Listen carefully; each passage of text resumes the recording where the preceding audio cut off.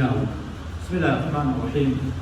الحمد لله والصلاة والسلام على رسول الله وعلى آله وأصحابه ومن والاه.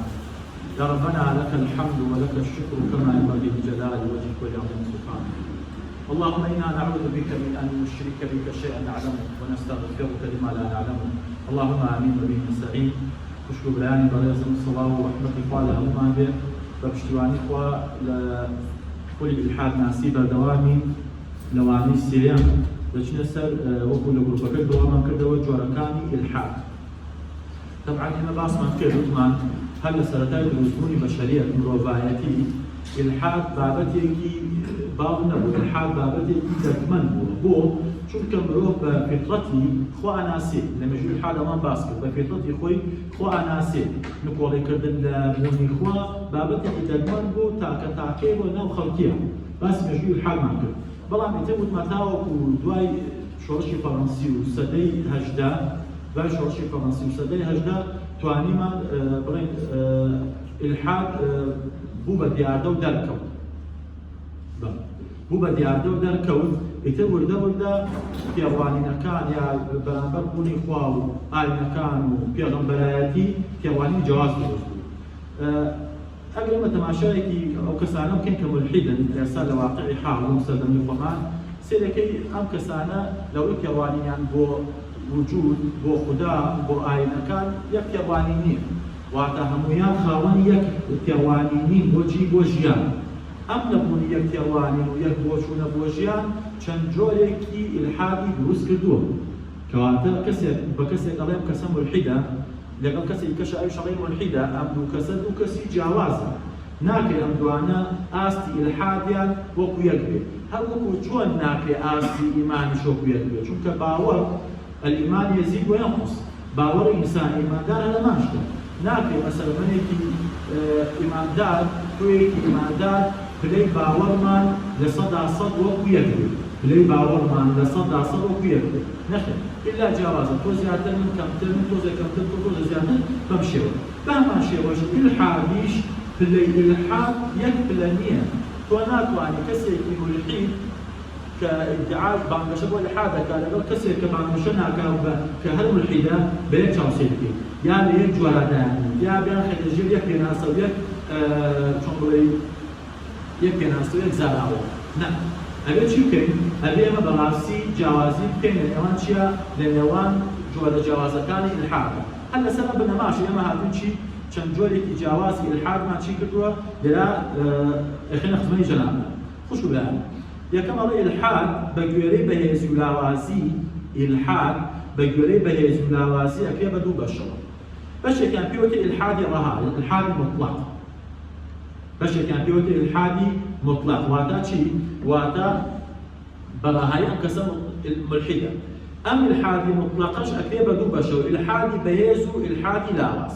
یعنی سترۆنگ ئەتیسم یان ئیلحادی ئەلێنیژێر پێ ئەوترێت و ئیلحادی لاواز ویک ئەتیسم. باش، ئیلحادی بەهێز چێ بەڕێزەکان؟ ئیلحادی بەهێز هەڵگری ئەم جۆرە لە ئیلحاد کەسانێکن باوەڕیان بە بوونی خوا نییە، نکۆڵی لە بوونی خواکەن، باوەڕیان بە ئاینەکان نییە، باوەڕیان وایە و پێڕوانینیان وایە پێویست ناکە خوایەکە بێ بۆ ئەوەی ئەم گەردوونە دروستکە و بێنێتە بوون، وە بۆ ئەم باوەڕەشیان بەڵگە بوو ئەکەن. گفتوگۆ چۆن بڵێ مناقەشات ئەکەن لەگەڵ ئایندارەکان، بە بەڵگەکانیان پشتگیری لە باوەڕەکەی خۆیان ئەکەن و جیادیکێکن جیادی ئایندارەکان ئەکەن. واتە ئیلحادی بەهێز کێیە؟ خەڵکانێکن کە چی؟ خەڵکانێکن کە بەڵگە و خاوەنی بەڵگەن بۆ بیرڕاکان. یعنی کاتێکا تۆ پرسیارەکەی ئەو کۆمەڵی ئەڕۆمێنت و بەڵگەی هەیە و ئەو بەڵگانە خاتە ڕوو ئەڵێ لەبەر ئەم بەڵگانە من باوەڕ بەخوا نییە، ئەم بەڵگانەی تر بەڵگەی عەقڵی یا بەڵگەی فەلسەفی یا بەڵگەیەکە ئەوە بەڕێی خۆی. هێرشەکەنە سەر چی؟ هێرشەکەنە سەر ئاینداران و بیری ئاینداران بە خوجەزان لەوەی کە چییە؟ کە ئەمانە خەڵکانێکی ساویلکەن کە باوەڕیان بەوە هەیە کە خوایەکی نامادی هەیە لە دەرەوەی سروشت و پەیوەندی هەیە بە سروشتەوە. ئەڵێ لە ساڵ 1979 جۆرج سمس نووسەرێکە ئەڵێ ئەم کەسە مەرجێکی تریدا ناوە بۆ ئیلحادی بەهێز. ئەڵێ ئیلحادی بەهێز ئەڵێ چییە؟ ئەڵێ ئەو کەسانەی کە هەڵگری الحادی بەهێزن ئەبێ بە لێکۆڵینەوە و بە بەحث و بە بابەتی چۆن بڵێ گەڕان کردەوە پشکنین گەشت بنە چی؟ گەشت بنە ئەم بیرە. یعنی بۆ بنە کەسێکی ملحید. ئەنا کەسێک هەر لەدایک بۆ وەیە لە هۆکارەکانی ئیلحاد کە لە بەرزی پێش و باسمان کرد و بێتە ملحید با ادعا بۆ ئیلحادەکەشی بکە با چۆن بڵێ بەڵگەشی بۆ کۆکاتەوە مەسەڵ مناقەشە و گفتوگۆی بەرامبەریش بکات ئەمە هێشتا ئیلحادی بەهێز نییە بە بۆچوونێکی جۆرج سمیث. بۆ ئەڵێ کەسی ملحیدی بەهێز ئەو کەسەیە خۆی گەڕابێ ورد بوو بێتەوە بەحث و لێکۆڵینەوەی بابەتیانەی کردبێت اینجا گەشت بێتە چی؟ اینجا گەشت بێت ئیلحاد. ئەمە ئەڵێ چی هەرم کابرا قسەیەکی دەکات ئەڵێ جیاوازیەکی گەورە هەیە لە نێوان ئیلحادی بەهێز کە بە لێکۆڵینەوە گەشت بێتە ئەو بابەتە لەگەڵ ئیلحادی شەقام بە ئیلحادی شەقام نابێت. تاقی ئیلحادی شەقام کێ؟ ئەو کەسانن کە خەڵکانێکی بازاڕی بانگەشە بۆ ئیلحادەکەیان ئەکەن بەڵگەشیان پێیە کەم تاقیێ بەڵگەشیان پێیە بەڵام ئەمە بۆکو ئەو کەسەی پێشووتر نییە کە چی کە لە لێکۆڵینەوە یعنی بە لێکۆڵینەوە گەشتۆتە چی؟ گەشتۆتە ئەم ئیلحادە. وتمان لێت ئیلحادی مطلق جۆری دووەمیان ئیلحادی لاوازە. ئیلحادی مطلق بێت ئیلحادی بەهێز و ئیلحادی لاواز. ئیلحادی لاواز چییە؟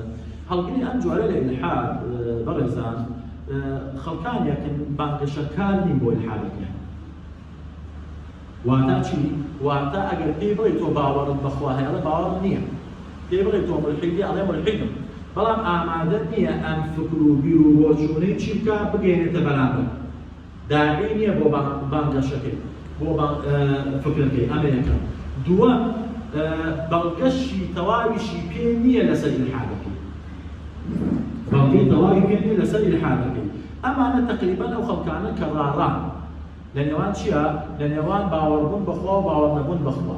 ئەگەر ئەمە کۆکێنەوە لە شەڕە لە دوای باسێکین لەژێر جۆری تێڕوانینەکان بۆ خودا لەکوێ جیان دەبێتەوە لە نێوان لەژێر ئەگنۆستیکە یعنی ئەوانەی کە نازانگەران کە ئەڵێن چی؟ ئەڵێن بەڵگەکانی بوونی خودا یەکسانە بە بەڵگەکانی نەبوونی خودا. دوای باسێکین سەستانەشن. لە ساڵ 1965 فەیلسوفی ئەمریکی بە بنەتەچیکی ئێرنست نیجیل ئەم کابرا کە لە 1985 ژیاوە ئەڵێ چی؟ ئەڵێ ناکرێ هەر کەسێ باوەڕی نەبوو ئێمە دایم بە چی حسابی بکەین بە ئیلحاد و ملحید حسابی بکەین. نمونەی چی دێنێتەوە؟ طبعاً نمونە فیرباخیشە لەم نمونە هەڵباخیشە نمونە هەر دێنێتەوە. ئەڵێ چی؟ ئەڵێ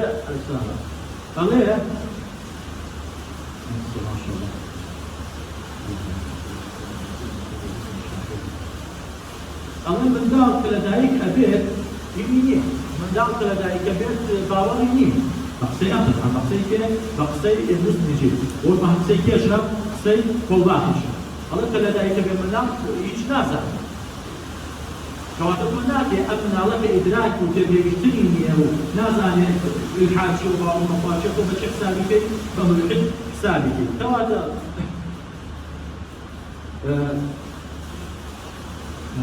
بەدوام میشەوە؟ باش پێشەمان میشە. کەواتە ئیلحادی لاواز بە بۆچوونی ئەوانەی کە ئەم داوەشکاریان کردووە خەڵکانێکن نازانگەران بەڵگەکانیان ئەوەندە بەهێز نییە بتوانن نەبوونی خوا بسەلمێنن و ئەوەندەش بەڵگەی بەهێزیان لا نییە بتوانن نەبوونی خوا بسەلمێنن و خوان لەژێر ئەم زاراوەی نازانگەران دەکەن. ئەمە جۆرێکی تری ئیلحادی لاوازە. بۆ پیرۆتێ لاواز چونکە بانگەشەکانی بۆ بیرەکەیان دووەم لە ناو گفتوگۆکانە نابێنرێن.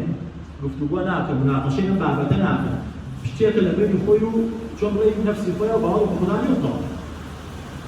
ئەمە جۆری دوو جۆرەکەی ئیلحادی مطلق. ئیلحادی جۆری دووەم پیرۆتێ ئیلحادی جزئی، ئیلحادی بەشەکلی. ئیلحادی جزئی چییە ئەوانسانی بەرەزم شانی بەرەزم؟ براکان ئەڵێ ئەم ئیلحادە هەڵگری ئەم جۆرە لە ئیلحاد باوەڕی بە بوونی خوا هەیە. بەڵام گومانی لە سیفەتێ لە سیفەتەکانی خوا هەیە. وەکو سیفەتی عەدل. ئەڵێ خوای گەورە عەدل نییە. بۆ عەدل نییە؟ ئەڵێ ئەوە نییە کەسێ بە کەمەندانی لەدایکە بێت. ئەوە نیە کەسێ فەقیرە و کەسێ دەوڵەمەند، کەسێ نەخۆشە و بەردەوام خوا نەخۆشیە خاو کەسێکیش هەتا ئەمرێن تووشی نەخۆشی نابێ، کەسێ بەردەوام لەژێر موسیبەت و ناڕەحەتیایە و کەسێکیشی کێشەیەکی نییە و بۆ خۆی ئەژی. یا ئەڵێ چی؟ یا ئەڵێ خوای گەورە هێزی نییە، قوەی نییە، قەوی نییە. بۆ ئەڵێ ئەگەر خوای گەورە قەوی بێت چۆن ڕێگە ئەدا زاڵ و ستەمکارەکان ستەم بکەن؟ ئینسانی بەهێز ئەبێ هێزەکەی لە خێرا بەکاربێنێ. دەی خوای گەورە ئەگەر بەهێزە بۆچی ئەم هێزەی لە خێرا بەکارنایەنی؟ بۆ ڕێگە ئەدا. یا ئەڵێ خوای گەورە چاوپێر نییە بەسەر بەڕێوەچوونی گەردوونەوە، یعنی مدەبیر نییە، عنایەت نییە خوای گەورە. ئەمانە دێن چین؟ ئەمانە عیبارەتن بە خودا هەیە، بەڵام بەشێک لە ئیلحادیان تایە کە بەشێک لە سیفەتەکانی خوا تەعتیلەکەن. بەشێک لە سیفەتەکانی خوا تەعتیلەکەن. ئەم جۆرە ئیلحادە کە بە ئیلحادی شاراوەش بەناو ئەبرێت، وردە وردە ئەمە ڕاستە باو و کۆڵی بوونی خوا ناکات، بەڵام لەسەر ئەم گومانەی بەردەوام بێ وردە وردە سەر بۆ کوێ کێشێت؟ سەر بۆ ئیلحادە کێشێت. یعنی کاتێکا گومانی لە قووەت و لە عەدل و لە عنایەتی خوای گەورە بوو، ئەو کاتە گومانی لە وجودی خوای گەورە شێت. جۆرێکی تری ئیلحاد یا دامەشکاریەکی تری ئیلحاد مەسەڵەن تا ئێستا تێگەشتین. الحادي مطلق، الحادي بشكل، الحادي مطلق، الحادي بينز، والحادي لاص. هو بين كان شوي باسكت. الحادي اجتماعي بيوتي، الحادي تيوري، الحادي اجتماعي بيوتي، الحادي كرداري عملي. الحادي تيوري شيء ما صار شان مثلا ام الحاد ام كسيك هالقري ام جوري الالحاد ببوجوه ملحده. يعني ما تجد جوري شيء الحادي بهس. يعني بلغي بيه بو ئەوەی کە چی بێ بۆی کە خۆڵی لە بۆنی خواکە، بۆی کە شوێنی چی کەوتووە، شوێنی ئیلحاد کەوتووە. ئەتوانێت چی بکە؟ ئەتوانێت ڕەتی باوەڕداران داکات بۆ بەڵگانێک با بەڵگەکانیش بوجێ، با بەڵگەکانیش لاواز بێ، مهم قەنەعەتی بە خۆی کردووە و قەنەعەتی بە بەڵگەکانی کردووە و ڕەتی ئیمانداران ئاینداران ئەداتەوە.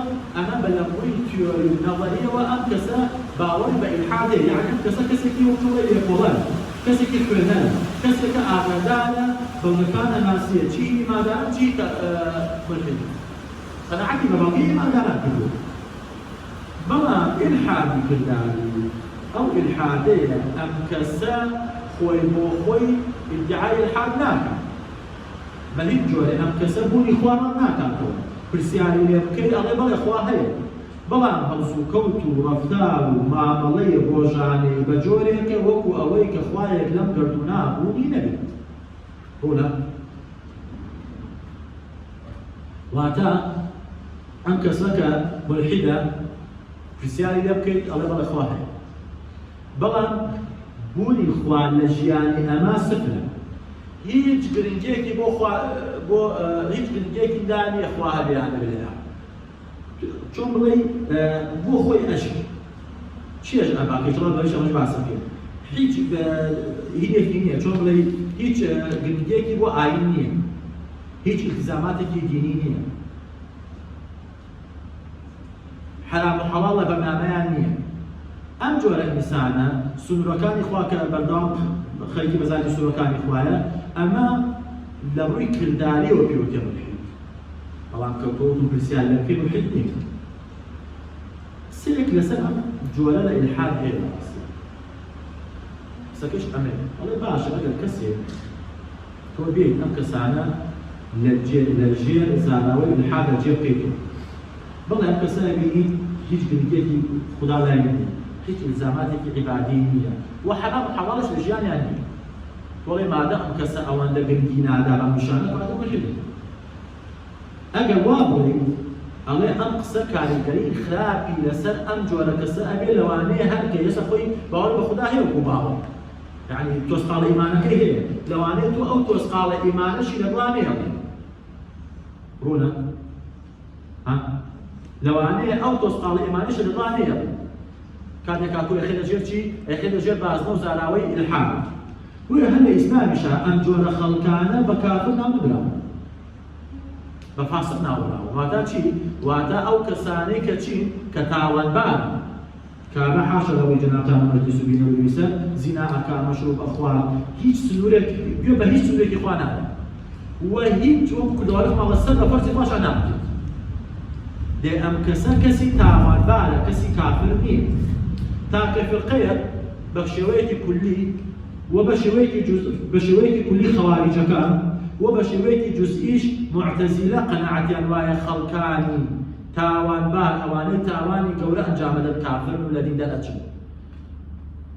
بلان اهل السنة ومسلمان بقشتي فرقة كان بعام اما شاكا كافرني يعني كسيبة الزنا كسيبة مشروق واردن كسيبة بياو كشناك كافر بويا چیە قسەکە ئەمەیە ئەڵێ ئەم جۆرە خەڵکانە لە ڕاستیە ئیلحادی کرداری ڕاستە بە عەمەلی وەکو مولحیدە دەرەکەوێ یعنی کابرای مولحید چییە کاریش ئەمەکە بەڵام ناکرێ بخەیتە ناو بازنەی ئیلحاد ئەم قسە قسەیەکی تاوە ئەم قسە قسەیەکی تاوە واقعا بەڵێ جۆرێکی تر ئیلحاد شو بەیەکانم ئیلحادی چییە؟ ئیلحادی زانستی الحادي زانستی لە ئێستا زۆر بڵاوە ئەمەیەک دووەمیش خەڵک زۆر خۆی پێبشە مولحیدەکان زۆر خۆیان پێبشەکەن لەگە قسەکە دروستی بێ بە مجلیسەکە ئەمە ئەڵێ چی؟ ئەم ئەڵێ طبعا ئەم جۆرە خەڵکە ئەوە بۆ هیچ باوەڕی بە خوددا نییە باوەڕی بە ئاینەکان نییە باوەڕی بە هیچ شتێکی متافیزیکی و غەیبیش نییە یعنی هەر شتێک کەشتی غەیبیات و شاراوە بێ ئەم باوەڕی پێی نییە ئەم ئەڵێ من باوەڕم بەم شتێک باوەڕم بە هەستەکانم هەیە بینین بیستن دەستێدان چێشکردن بۆنکردن و باوەڕ بە ئەزمونە تاقیگەیەکانیش هەیە سەرەتا ئەمەشیان نەوت سەرەتا ئۆگست کۆمت کە لە ساڵ 1970 بۆ 1975 کە بەدامەزێنەی ئەم فەلسەفەی مادی فەلسەفەی مادیگەرای طبعا ئەم فەلسەفەی مادیگەرا دانرا دانرێ ئەوی چی؟ ئەوەی ناتوانێت ببینێت بوونی نییە قسەیەکی زۆر ناماقوڵ ئەڵێ هەر زوو هەر جەماعەتی خۆی و چواردەوڵەکەی خۆڵی دەم قسەیان داوەتێن ئەمە چی؟ دەیان شتێ چۆن بڵێ هەری شەو نابینی بۆیە هەر دوای ئەم تێ هات هەر دوای ئەم سێر ئەلفردایەر هات چی کرد؟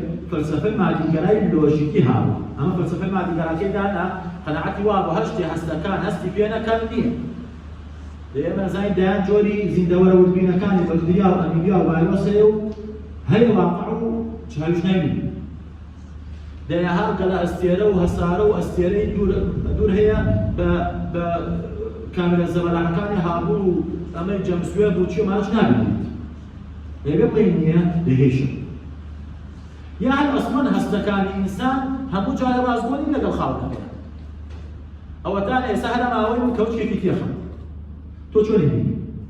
بە شکاوی بینی وایە؟ شکاوە ئەینەوە کەواتە هەستەکە لەگەڵ ڕازگۆن یان لە بەیابانێکە لەسەر ئێستا خۆمە بیابانمان هەیە لەسەر جادەی هەستەکەی ئەڵێ ئاڵەیە واشنی سەڵات بکەست کەواتە هەستەکانت ئەم کاتە ڕازگۆنی لەگەڵ بەڵێ تۆ چۆن یعنی ئەیکێتە پێوەرێ بۆ ئەوەی تر ئادەم تۆ بە هەستەکانی خوا نادۆزیتەوە باوەڕ چۆن بڵێ بکۆڵی لێ بکەیت بە هەستەکانت قیامەت و باش جاری نازانی بکۆڵی لێ بکەیت ئەمە شتێکی چییە؟ هەر زوو ڕەتکردنەوە بۆیە سێر ئەلفردایەر هات نەوتی چی کە فەلسەفەی مادیگەری لۆژیکی دانا ئەم فەلسەفەی دانا لەسەر بنەمای چی؟ لەسەر بنەمای سەلماندن وتی چی؟ وتی هەر پرسێک توانی مادی سەلمێنی بە ئەزموونی تەجریبی تاقیگەیی لە ڕێگەی کرداری تاقیکردنەوە بۆمان سەلمێنرا یان لە ڕێگەی هاتکێشە بیرکاریەکانەوە ئەوە هەیە ئەوە تەواو هەر پرسێک بە ئەم ئەزمونە تاقیگەی و بە کرداری و بە هاوکێشە بیرکاریەکان بۆمان نەسەلمێنرا ئەوە نییە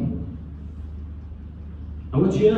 ئەوە نییە و کەواتە بابەتی خوددا بابەتی ڕۆح زیندووبوونەوە بەهەشت و جەهەنەم بەمە ناسەلمێنرێت ئەمانە بابەتی چی؟ ئەمانە بابەتێکن زانست بەڕێزەکان زانست کاری لەگەڵ چیایە؟ کاری لەگەڵ مادایە زانست لەگەڵ مادە هەڵسو کەوت دەکات دێ بابەتی خوددا و قیامەت و زیندووبوونەوە بابەتی معنەوی مادینی تا زانست بێ یعنی دوو مەیدانی جیاوازە یعنی مەیدانی زانست مەیدانێکە مەیدانی بوونی خوددا و قیامەت ومانە مەیدانێکی تر اینجا هەر ئێستا لە وجودی خۆمان کۆمەڵێکی زۆر شتمان هەیە زانست ناتوانێت بیسەلمێنێت مادیش نی کەسمان ناتوانێت بکۆڵی لێ بکەین ڕۆح بیرکردنەوە زیرەکی تۆ لە من زیرەکەی إخوة بمادة السلمة يعني هردوك ما بكيشين سا مثلا تولى مزيد بدي تو 50 كيلو من 90 كيلو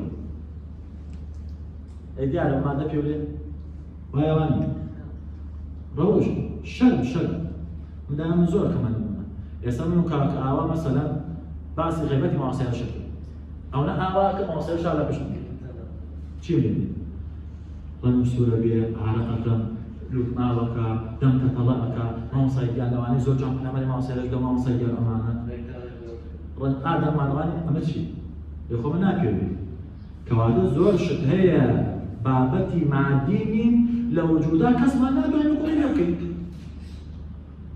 واضحني بقى أم جولا للحاج ما مثلا مش كان بالنسبة لنا فيش بتشير بس يد بأمكم والله النظريات خوي زيادة لما كيس ليها ولا على دواي دوزين وكان نيوتن هذا كمال ياساي دوزي وياساي كشكل نجولا يتلمع وتيان شيء وتيان كواتا أم ياسانا قردون أبناري وكواتا دي بيويس نية خوايك هبية بوبرو برني قردون هربويا ريتشارد دوكنز سيكا كاتسكي ليها نفسيو مالي شيء الله أقدر دلنا خدا بريتيا لو سيستماني أمبونا ولا بري ودبعات هاي مش بوابا بخدا هي يعني أقدر قناعات أنوايا ياسا سروشتيو ياسا فيزيايا كان قردون بري وأبن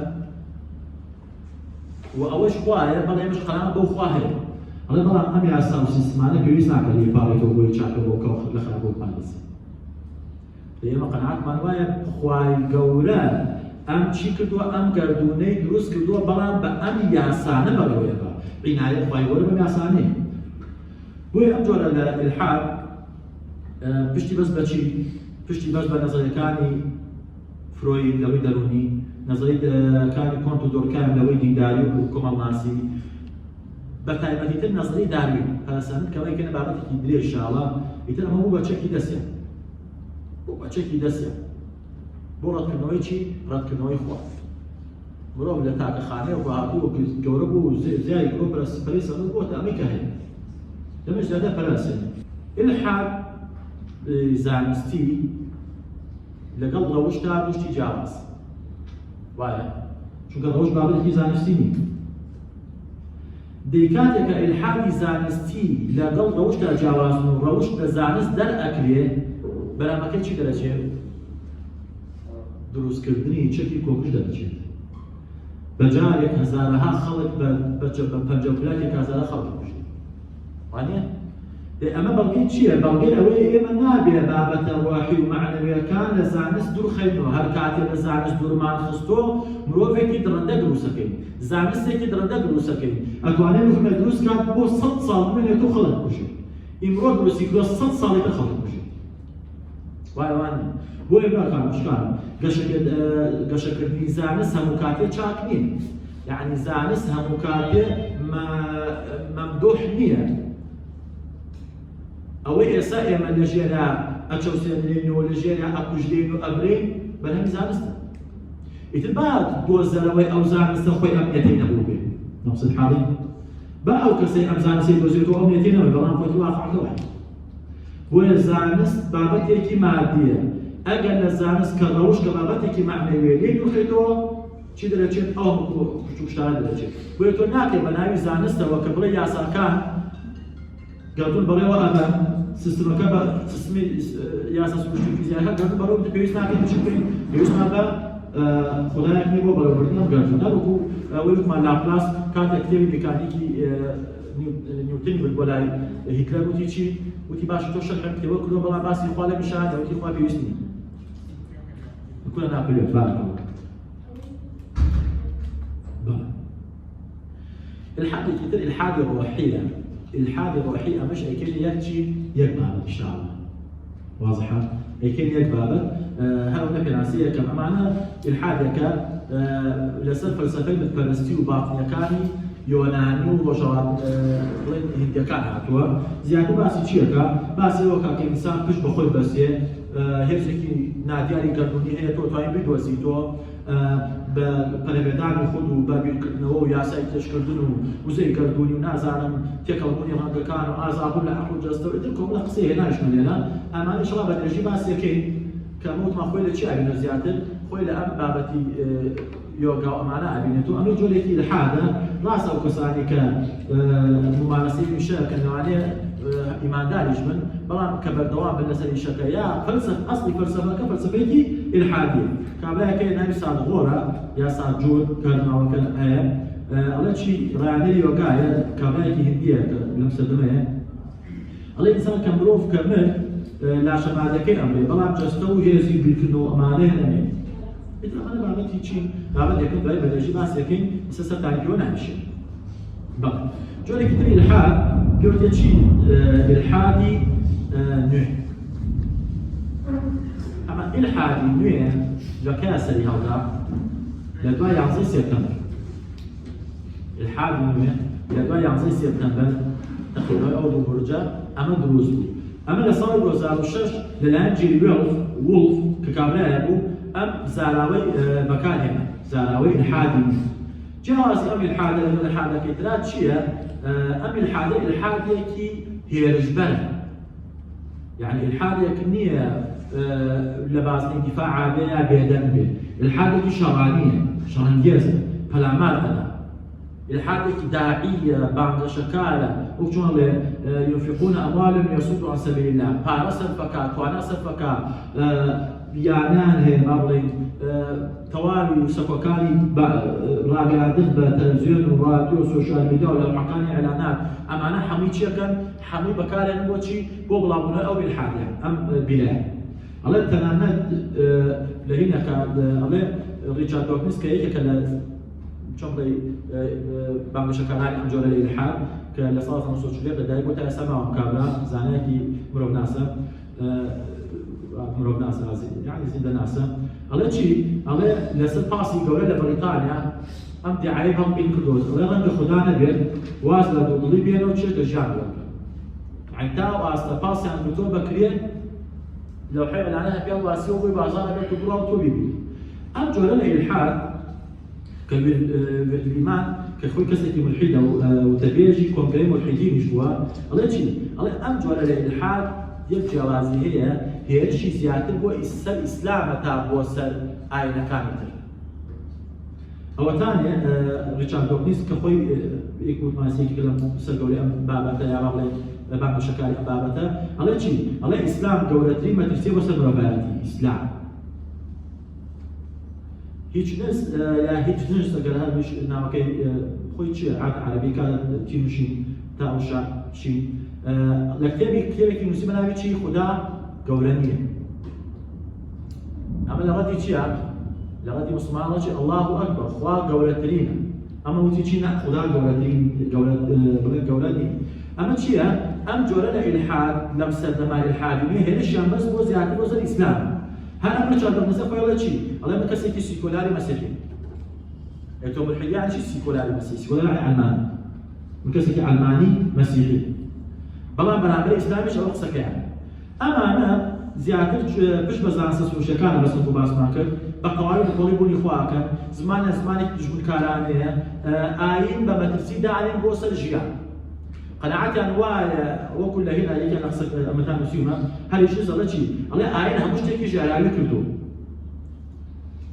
والله ما قصد شيء بس يعني باشا جنگي جهانية كم ودوم يكردي هيك كان ليك بعينه أبو الشرق أفغانستان العراق وفيتنام وكيكردي بحزارها خلق بمليونها خلق وجران عينه فيهم 6 ساڵە ئاین لەکوێ 6 ساڵ ئاینی وانە دەکاتێک ئاستانی کە کەسێکی ملحیدە کە لەژێر دەستی 36 ملیۆن خەڵک کوژراوە تۆ ئەم هەموو کوشتارانە نادێتە پاڵی ئیلحاد بەڵام لە شوێنێک کەسێکی موسڵمان ئەگەر بەناحاڵە بوون یا لەوانەیە هەر چۆمڵی دروست کرابێت یعنی موسڵمان نەبێت دروست کرابێت یان ئەگەر موسڵمانیش بە نەزانی تاوانێک کە تاوانەکە دێتە پاڵی چی دێتە پاڵی ئیسلام یعنی دێتە پاڵی عەلی وانە کەواتە چییە؟ کەواتە ئەم جۆرە لە ئیلحاد زۆر ئیلحادێکی دژە زبانیان کێشەکە ئامێنێ زبانی ئەم ئیلحادە زبانێکی نخبەوی نییە یعنی لە چوارچێوەی ئەکادیمیا و فەلسەفە و ئەم باسانە نییە زبانی شەعبەوی واضحە يعني بزمانی ساده قسە هەم کەسری تێکە وەکوڵە بەزمانی بازاڕی قسە ئەم جۆرە لێلحاد چییە؟ جۆرێکی تری لێلحادە کە لە 2006 دروست بوو وردۆ لە کۆتایی نزیکەکەن ئینشاءڵڵا ئەزانم تۆزە لێماندوو دەستم پێشش رەقەم دەنێ لێلحادی ئارەزوەکان ئەمەمان باس کردووە ئەم لێلحادی ئارەزوەکان شەهەوات تقریبا چەند جۆرێک لێلحادی شەهەوات چەند جۆرێکیان لێلحادی ناوبانگە طبعا هۆکارەکانی بوون بە ملحیدمان باس کردوانە بوو ئێمە ئۆتۆماتیکی جۆرەکانی ئەوە هەر هۆکارێک کە کەسێکی کۆتە لێلحاد ئەو جۆرە بێتە جۆرە ئەو هۆکارە بێتە جۆرێکی لێلحاد یەکێ لەوانە چییە؟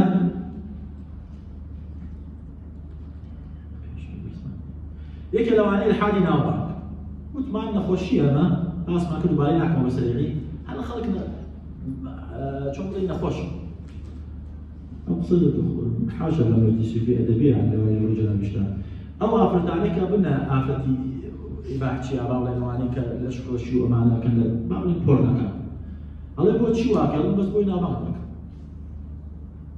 خلق يخور متكاتر لزستانك يزور سادة أجدنا وبفر تصوير خويك بس بوينا بعضك يتنا وبان نخشيك لهني كساهي حسب باسكرنا هني كساهي الحال شو كنت ما بابدك الشازة لكم القابعة يبقى صاني كم ملحد واقع عندنا كون أما يكيك جولي كتلتشي لجولي الحاد كان جولي الحاد تشيجا على زوكان الشهوات الجيبية جولي كتلي الحاد تشيجا باس ما كان وتمان أما كسانا ممكن حسب جيان أكن بشيوا دول السنوركين يعني السنور يبغى خوي بريال نادا بلا كاكي جامد شو بلي خوي ناخذ الجيل قيد وبند يكون نفس على زوكاني بوتا شي بوتا خواب سريو أفرأيت من اتخذ إلهه هواه هو بنابي هني كشيء على زوكاني بوتا خواب سريو أم على زوي طلب وداواي شي لبك أمريكا لأم جورا كسانا بوتشيش بردن لشيات أهم بالبسطة بوي بلا بردية وبالبسطة الحاضر بجيريا أم جورا خلق أنا لوي فكري جوري كلش دنيا عبر ما كشو أمش كسي ملحدين بلان بوي أمين دعاءك أو أبان الشركة بوي خلو كتب بدرس كان جوري كتناول ما الحاجة لسيناني بالغ أوج ما باسكر عندي خلق كيا متابعتي لو نظام دصات نظاماني كشي كنظامي علماني سيكولار كجنكيب الحاجة أما أتوان شيء كان أتوان لو أنا نسيكنو بالغ بدرس بيه جولي كوتاي تقريبا يا ما قبل الالحاد السوزداري كان نمجي لجل الحادي على زوكان الالحاد السوزداري شيء الحادي انفعالي شيء او اثنين يا الحادي يأس يعني شيء ناعمتي اما شيء اما ام كسا بتعرف كسا لك يا مانجي لجر سلطي ظالمه لجر لو تعني كسيستمي دسالات سيستمي كي ظالمي توتاليتاري بكوج ببر اكو جيل خلق در اكان خلق برسي اكان خلق بي جملي ستم اكان خلق ام كسك لجيل ام دسالاتايا هاو بخوابات كخوال ام ستم ادس ام زميله بوكاتو مثلا لو قلت ما خوي قبليش افرمي ظالم لانصران اي مظلوم لانصرانك ولو بعد الحين سرت خم بدل نهائي لانصرانك قسم مكيوني توكيد تقليش يعني بدا اكيد شرطيات ولا سبت له من كابل ظالم بقلم مالي مجال هو جيان بتحقيق الدنيا جاء امجر خلقك اوا باميد بن رحم اخوا اوا باميد بن رصات اخوا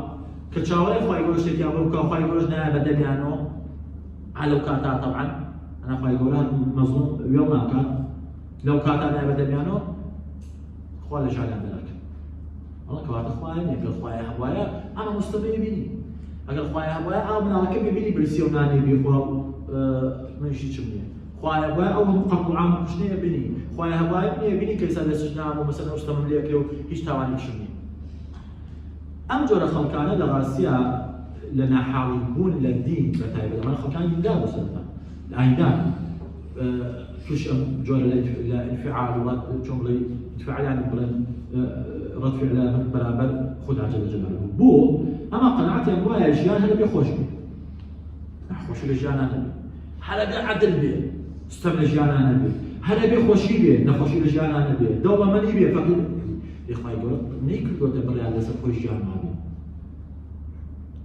وانە ئەوە بەهەشتە طبعا یەکێ لە بەڵگەکانی بوونی بەهەشتیش ئەوەیە ئەڵێ چی ئەڵێ خوای گەورە هەر هەستێکی لە ناخی ئینسانان دروست کردی بێت بێ شتێ هەبێت ئەو هەستەی جێبەجێکە ئێستا مەسەڵەن هەستی تینوێتی من هەستی تینوێتیم هەبێ و ئاو نەبێت ئەمە عەدل نییە یعنی چی خوایە هەستی تینوێتی لە منە دروست کردو و ئاو نییە بیخۆ هەستی مەسەڵەن مناڵ با بڵێن خۆشەویستی مناڵ یعنی چی من ئەم هەستەم هەیە و بەڵام مناڵم نییە مناڵ نییە با بڵێن بەعام با بڵێن هەستی مەسەڵەن دەوڵەمەندی با بڵێن پارە هەستی ئەوەی کە تۆ قەت تووشی ناڕەحەتی و ناخۆشی نەبی دەی ئەوەی کە ئینسان لە ژیانە هەستی هەیە کە ژیان پڕ بێ لە عەدالەت پڕ بێ لە خۆشی پڕ بێ لە تێری ژیانی شوانی دەی خوای گەورەش عادلە ئیلا ئەبێ جێگایە هەبێ تۆ فعلەن ئەو وەڵامگوی ئەو هەستە بێت ئەوش باشتر ئەمەیەکە لە بەڵگەکانی بۆی باشە نازانم ئەگەی قسە بۆیە خوای گەورە فەرمێ چی ئەم حەسیبتم ئەن تدخلوا الجنة ولما يأتكم مثل الذين خلوا من قبلكم مستهم البأساء والضراء وزلزلوا فبقولتان مش باش تشتغل اشتراحات نبينا يعني حاجه جاني باش نوش لك بوكل عم تجو باش اشتوى شو نبي اشتوى ولا فمشي لكونا هوانا لكن حتى يقول الرسول والذين آمنوا معه متى نصر الله هوانا لكن كل قواسر سكوت ما بودي بەڵام خوای گەورە ئەمەی نەکردووە بە واجب لەسەر خۆی ژیان حەقۆش بێ ناخۆشیشی تیایە بۆ معلوماتیشتان ناخۆشی نەبێ خۆشیشتانێکی نی بەخوا دەوڵەمەند چێژ لە دەوڵەمەندەکەی نابینێ بەخوا لەش ساقیش چێژ لەش ساقەکەی نابینێ پشمان نابین ئایسا پەتایەکەی وەڵامەت لێوی سەر تۆ بئیسراحەت هەناسێری چە ئیسراحەت ئەو کاتی پەتایەک و کازان چی ئەمە چە ئیسراحەت وای وای یعنی دائما ناخۆشی و شەڵای کەشی شەڵا باسیەکەی سەباسی نابێ كوتاي سرطانيش الحادي فلسفية الحادي فلسفيش أو بقول بتوان جوازاني كلفونا هبو بو جيان بو خدا بو بون بو أماش دجيان لكوات بو كواتشين بام شيء بو مشتانا كملك خلق أسمع أسمع أقلام تاع دعوة دول لوحي توشي تشيبون توشي جوالي الحاكم كهلا باس ما كل ديمقراطيس ولا يقور ولا ديار ولا سلطان لا يشوش بنا أول راسه تاكل تلاقي أما اللي باس ما كل جواركاني شيء جواركاني الحال إن شاء الله لنفسي دارتو دو إصلاحات حوستو تورواني عقد يكان دربالي خدا ومش باسكين وصلى الله على محمد وآله